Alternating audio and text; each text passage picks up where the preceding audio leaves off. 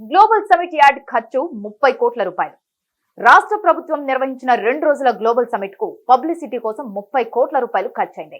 Telugu, English, Hindi దినపత్రికలు సహా కొన్ని మ్యాగజైన్లు, TV ఛానళ్లలో ప్రకటనలు, ప్రసారాలు, అవుట్డోర్ పబ్లిసిటీ కోసం ఈ 2 రోజుల్లో సమాచార పౌర సంబంధాల శాఖ ద్వారా ప్రభుత్వం ఖర్చు చేసింది.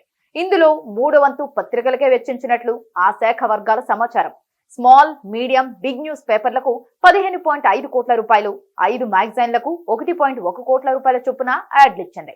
రాష్ట్రానికి చెందిన తెలుగు దినపత్రికలతో పాటు జాతీయ ఇంగ్లీష్, హిందీ దినపత్రికలకు కూడా యాడ్లిచ్చింది. Front line, the week, Outlook, India today లాంటి మ్యాగజైన్లకు కూడా ఇచ్చింది. ఇవన్నీ కలిపితే యాడ్ల ఖర్చు 16.6 కోట్ల రూపాయలకు చేరింది. నగరంలోని మెట్రో పిల్లర్లు సహా వివిధ ప్రాంతాల్లో ఈ నెల 3 నుంచి 13వ తేదీ వరకు 10 రోజుల పాటు హోర్డింగ్లు, ఫ్లెక్సీ, బ్యానర్లకు, డివైడర్ల దగ్గర మెట్రో రైల్ మీడియా ద్వారా యాడ్లకు దాదాపు 8 కోట్ల రూపాయలు ఖర్చయింది.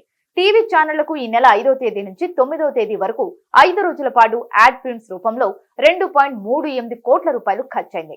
ఆకాశవాణి, FM ద్వారా ప్రకటనలకు 42 లక్షల రూపాయలు, రైల్వే స్టేషన్లు, బస్ స్టేషన్ల దగ్గర LED స్క్రీన్ల ద్వారా పబ్లిసిటీకి మరో 27 లక్షల రూపాయలు, ఎయిర్పోర్ట్ల దగ్గర వివిధ రూపాల్లో 5 రోజుల పబ్లిసిటీ కోసం 2 కోట్ల రూపాయల చొప్పున మొత్తం 13.07 కోట్ల రూపాయలు ఖర్చయింది. అన్ని రూపాల్లో యాడ్లు, పబ్లిసిటీ కోసం మొత్తంగా 29.67 కోట్ల రూపాయలు ఖర్చయినట్లు సమాచార పౌర సంబంధాల శాఖ వర్గాల అంచనా.